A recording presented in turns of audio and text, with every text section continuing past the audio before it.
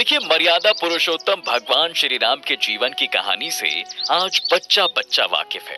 बचपन में या फिर लॉकडाउन में आपने रामायण तो जरूर देखी होगी।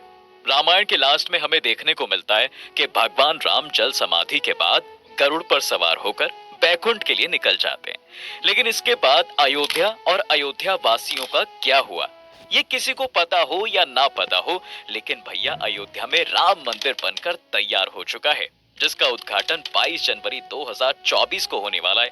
ये आपको जरूर पता होगा। अयोध्या में बने इस मंदिर की कहानी कहीं ना कहीं भगवान राम के बैकुंठ जाने के बाद से ही स्टार्ट हो जाती है। जी हाँ, सही सुना आपने। जब इनके पुत्र कुश के द्वारा अयोध्या में राम मंदिर निर्माण करवाया जाता है। अयोध्या में रामलला की प्राण प्रतिष्ठा को लेकर तैयारियां जोरों पर हैं, जिसमें सभी दिग्गज नेताओं के साथ फिल्म इंडस्ट्री के कलाकार भी शामिल होंगे। लेकिन क्या आपको इस मंदिर के इतिहास के बारे में पता है? अगर नहीं तो आज हम इस वीडियो में आपको बताएंगे कि कहां से शुरू हुई ये कहानी और इस कहानी में कब कब क्या क्या हुआ था। अब इस कहानी को शुरू करने से पहले हम आपको बता दें कि इस वीडियो को स्पॉन्सर किया है आर्टेरियम ने। जी हाँ, राम के दीवानों के लिए आर्टेरियम लेकर आया है अयोध्या के राम मंदिर का 3D मॉडल। इसमें आपको कुल उतने ही पिलर और गुंबद देखने को मिलेंगे जितने अयोध्या के राम मंदिर में हैं। अगर आप भी अपने घर राम मंदिर को स्थापित करना चाहते हैं तो अब कहानी पर वापस आते हैं। देखिए, भगवान राम के बैकुंठ जाने के बाद इनकी 44 पीढ़ियों ने अयोध्या पर राज किया। जब राम के पुत्र कुश अयोध्या के राजा थे तो इन्होंने भगवान राम की जन्म स्थली पर एक जन्मभूमि मंदिर के साथ साथ कई छोटे छोटे मंदिर बनवाए। समय के साथ साथ इन मंदिरों की हालत जर्जर होती चली गई, जिन्हें बाद में 57 ईस्वी पूर्व के आसपास उज्जैन के राजा यानी विक्रमादित्य जी ने रेनोवेट करवाया। लेकिन अप्रैल 1526 में बाबर के भारत आने के बाद मुगल शासन की शुरुआत होती है। 1528 से 29 में बाबर अयोध्या जाता है तो अपने सेनापति मीर बाकी से मंदिरों को तोड़कर मस्जिद बनवाने का आदेश दे देता है।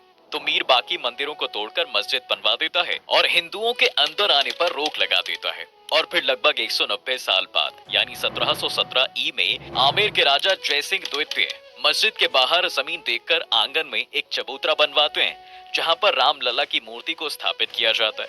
अब यहाँ होता क्या है कि मस्जिद के अंदर तो मुस्लिम नमाज करते थे, जबकि बाहर चबूतरे पर हिंदू भगवान राम की पूजा किया करते थे। ऐसा कई सालों तक चलता रहा और फिर 1853 में भारत के 14 सांप्रदायिक अखाड़ों में से एक निर्मोही अखाड़ा ने क्लेम किया कि इस मस्जिद की जगह पर राम मंदिर था, जिसको बाबर के समय में तोड़कर मस्जिद बना दी गई थी। अब हम यहाँ पर फिर से राम मंदिर बनाएंगे।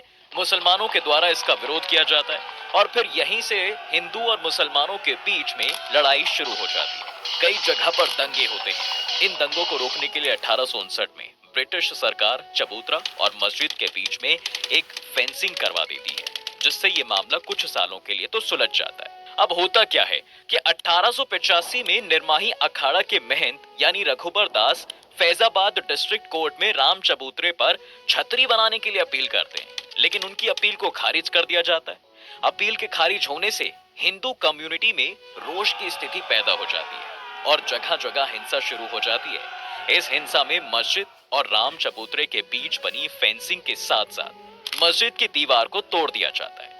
ब्रिटिश सरकार द्वारा दीवार को फिर से बनवाने के साथ एक रूल बनता है कि मस्जिद को केवल जुम्मे की नमाज के लिए ही खोला जाएगा और फिर भारत देश के आजाद होने तक यही व्यवस्था जो है चलती रही थी।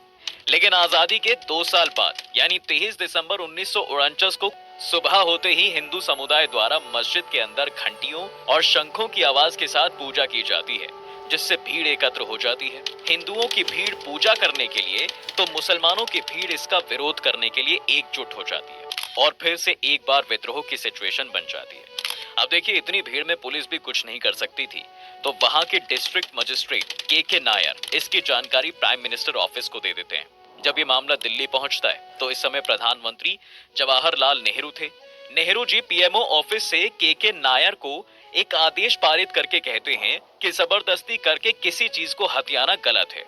मूर्ति को तुरंत मस्जिद से निकालकर बाहर किया जाना चाहिए।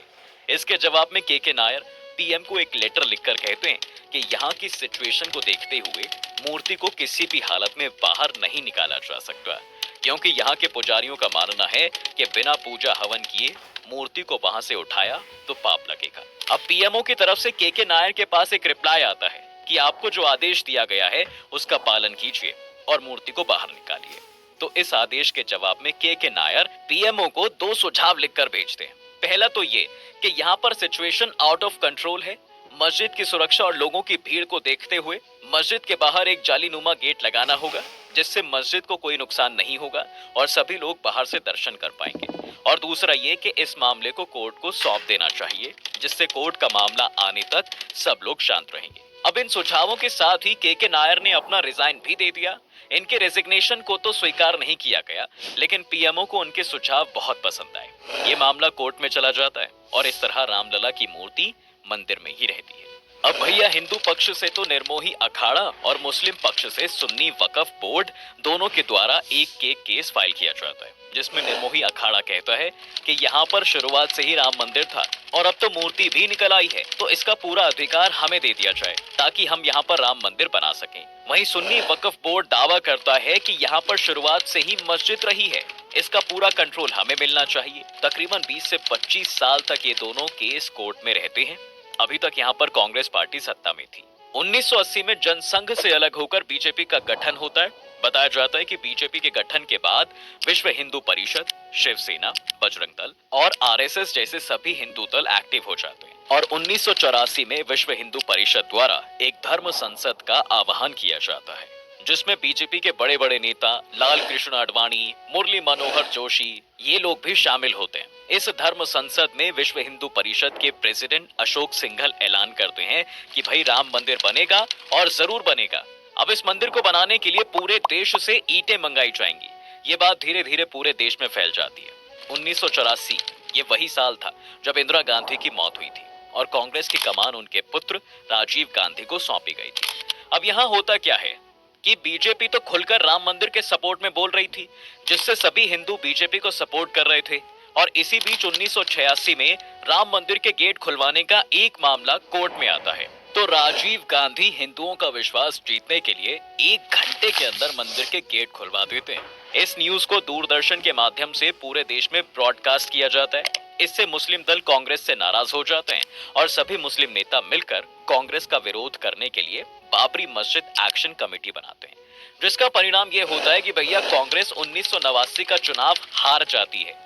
राम मंदिर के सपोर्ट में होने की वजह से बीजेपी को इस चुनाव में फायदा मिलता है, जहां 1984 में बीजेपी को मात्र 2 सीटें मिली थी, अब 1989 चुनाव में 85 सीटें मिलती हैं।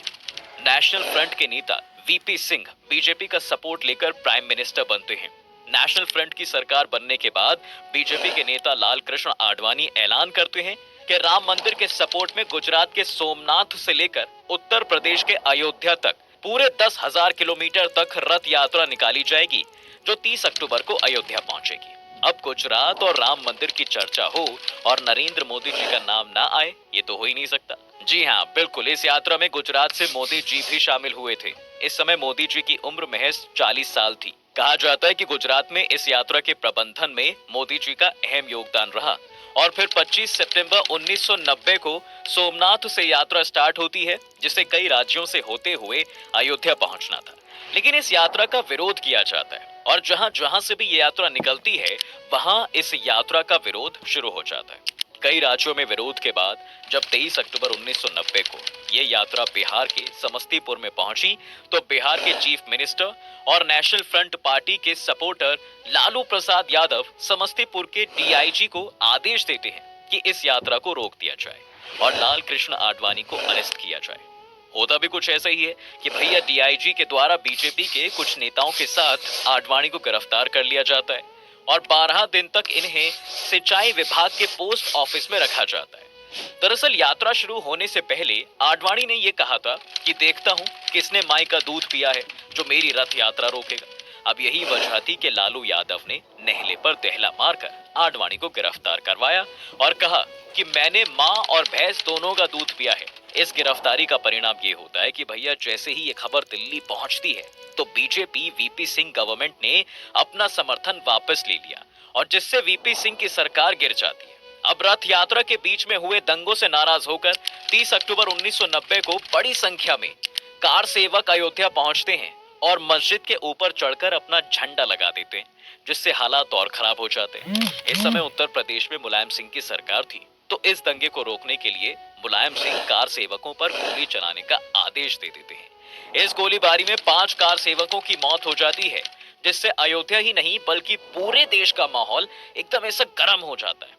उमा भारती, अशोक सिंघल और स्वामी वामदेवी जैसे बड़े हिंदूवादी नेता अलग अलग दिशाओं से 5-5 हजार कार सेवकों के साथ गुस्से से भरे हुए हनुमान गढ़ी की ओर बढ़ते हैं। गुस्साई हुई भीड़ को देखकर पुलिस फायरिंग शुरू कर देती है, जिसमें कई कार सेवक मारे जाते हैं और फिर इनकी लाशों को रखकर विरोध प्रदर्शन किया जाता है और मुलायम सिंह यादव को मुल्ला मुलायम का टाइटल दे दिया जाता है।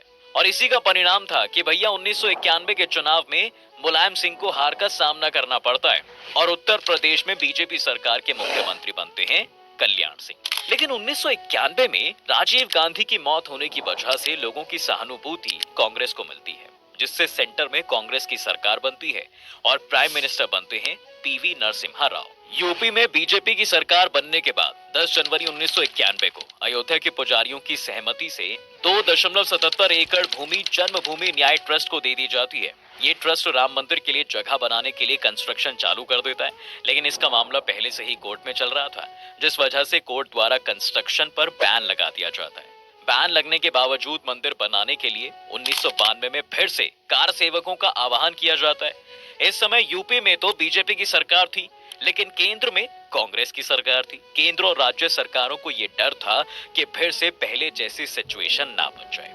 इसलिए 30 अक्टूबर 1992 में प्रधानमंत्री पीवी नरसिम्हा विश्व हिंदू परिषद और सिया सुन्नी बोर्ड दोनों के लीडर्स को मीटिंग के लिए दिल्ली बुलाते हैं। लेकिन इस मीटिंग में कोई खास निष्कर्ष नहीं निकलता और विश्व हिंदू परिषद के नेता आपस में ही एक प्राइवेट मीटिंग करके 6 दिसंबर को फिर से कार सेवकों को बुलाने का ऐलान कर देते हैं। तो कांग्रेस के प्राइम मिनिस्टर यानी पीवी नरसिम्हा यूपी के चीफ मिनिस्टर कल्याण सिंह को प्रेसिडेंशियल रूल लागू करने के लिए बोलते हैं, लेकिन कल्याण सिंह आश्वासन देकर मना कर देते हैं और कोर्ट में हलफनामा देते हैं कि यहाँ पर कोई हिंसा नहीं होगी और इसकी जिम्मेदारी राज्य सरकार की होगी और किसी भी सिचुएशन में कार सेवकों पर गोलियां नहीं चलाई जाएंगी। अब देखिए 6 दिसंबर 1992 को 2 लाख से ज्यादा कार सेवक अयोध्या पहुंचे थे। इस समय बीजेपी के कुछ नेताओं पर अयोध्या आने पर रोक लगा दी जाती है और यही वजह है कि उमा भारती सिर मुंडवाकर वहां पहुंचती हैं ताकि कोई उन्हें पहचान न पाए। उमा भारती के अलावा अटल बिहारी वाजपेयी जी, अशोक सिंघल, लाल कृष्ण आडवाणी जैसे सभी बड़े नेता अयोध्या पहुंच जाते हैं और फिर ये भीड़ 5 बजे तक मस्जिद के तीनों गुंबद को तोड़कर मेन गुंबद की जगह पर एक छोटा सा मंदिर बनाकर रामलला की मूर्ति वहां पर रख देती है, जिस वजह से हिंदू और मुस्लिम लोगों के बीच दंगे होने शुरू हो जाते हैं और राज्य सरकार द्वारा की गई सारी व्यवस्थाएं फेल हो जाती हैं। हजारों की संख्या में लोगों की मौत होती है और सेंट्रल गवर्नमेंट द्वारा यूपी में प्रेसिडेंशियल रूल लागू कर दिया जाता है, जिसके बाद कल्याण सिंह मुख्यमंत्री पद से अपना इस्तीफा देते हैं। ये मुद्दा इंडिया तक ही सीमित नहीं रहता, बल्कि इसके विरोध में पाकिस्तान और बांग्लादेश में हिंदुओं की दुकानें जलाई जाती हैं, उन्हें लाठियों से मारा जाता है और कई हिंदू मंदिर तोड़ भी दिए जाते हैं। अब जब 2001 में बीजेपी पार्टी से अटल बिहारी वाजपेयी की सरकार बनती है, तो विश्व हिंदू परिषद द्वारा सेंट्रल गवर्नमेंट को बोला जाता है कि अयोध्या में राम मंदिर बनाने का काम शुरू करवाओ और अगर सरकार से नहीं हो रहा है तो हमें बता दो, फिर हम मंदिर बनवाएंगे। अब जब सरकार की तरफ से कोई प्रतिक्रिया नहीं मिलती तो भैया 15 अक्टूबर 2002 में विश्व हिंदू परिषद सैकड़ों कार्यकर्ताओं को बुलाकर मंदिर का निर्माण शुरू कर देती है। जब ये कार्यकर्ता अयोध्या से लौटकर जा रहे थे तो जैसे ही इनकी ट्रेन गोधरा पहुंचती है तो भड़के हुए लोगों द्वारा ट्रेन में आग लगा दी जाती है, जिसमें 58 लोगों की मौत हो जाती है और इसके बाद एक बार फिर से देश का माहौल गर्म हो जाता है, जिससे कोर्ट इस मामले में तेजी करने की कोशिश करती है और फिर एएसआई यानी आर्कियोलॉजी जर्नी ऑफ इंडिया को इस मंदिर के आसपास खुदाई करके रिलेटेड साक्ष्य निकालने के लिए बोला जाता है। तकरीबन 6 महीने की खुदाई के बाद एएसआई की रिपोर्ट आती है, जिसमें 10वीं और 12वीं सेंचुरी के हिंदू मंदिरों के अवशेष मिलते हैं, जिसके आधार पर 30 सितंबर 2010 को कोर्ट का फैसला आता है, जिसमें कोर्ट पहली बार ये मानती है कि यहाँ पर राम जन्मभूमि थी और इस भूमि को 3 भागों में बांट दिया जाता है। सीता रसोई और चबूतरा निर्मोही अखाड़ा को दिया जाता है, सेंटर एरिया राम भूमि न्यास को दिया जाता है और बाकी का एरिया सुन्नी वक्फ बोर्ड को दे दिया जाता है। लेकिन कोई भी पक्ष इस फैसले पर अग्री नहीं करता है और 2011 में ये मामला सुप्रीम कोर्ट के पास चला जाता है और लगभग फिर से 6 साल तक सुप्रीम कोर्ट में पेंडिंग रहने के बाद 2017 में इस केस की सुनवाई शुरू होती है और लगभग 2 साल के बाद यानी 9 नवंबर 2019 को 5 जजेस की एक बेंच के द्वारा एएसआई की रिपोर्ट के आधार पर तकरीबन 2.77 एकड़ जमीन राम जन्मभूमि ट्रस्ट को दे दी जाती है। लेकिन इसका मालिकाना हक केंद्र सरकार के पास ही रहेगा और उत्तर प्रदेश सरकार को आदेश दिया जाता है कि मुस्लिम पक्ष को इस जमीन से दूर किसी और जगह 5 एकड़ जमीन सुन्नी वक्फ बोर्ड को मस्जिद बनाने के लिए दी जाए। इस तरह सबसे लंबे चलने वाले इस मामले का फैसला किया जाता है। तो ये हमारे संविधान की खूबसूरती है भैया कि जब इस मामले का फैसला आया तो किसी भी पक्ष द्वारा ना तो कोई हिंसा की गई और ना ही किसी पक्ष ने इस फैसले का विरोध किया। और फिर 5 अगस्त 2020 को प्रधानमंत्री नरेंद्र मोदी अयोध्या पहुंचकर मंदिर का शिलान्यास करते हैं, जिसके बाद मंदिर बनना शुरू हो जाता है। खैर, अब वो समय आ गया है कि जब अयोध्या में रामलला विराजमान होंगे और इसके लिए 22 जनवरी 2024 का समय निर्धारित किया गया है। रामलला की प्राण प्रतिष्ठा में शामिल होने के लिए प्रधानमंत्री मोदी सहित अरुण गोविल, अमिताभ बच्चन, अक्षय कुमार, अनुपम खेर, माधुरी दीक्षित, रजनीकांत जैसे कई कलाकारों को इनविटेशन भेजा गया है। आज की वीडियो में फिलहाल बस इतना ही। रामलला के बारे में ये पूरी जानकारी आपको कैसी लगी, कमेंट करके हमें जरूर बताएं।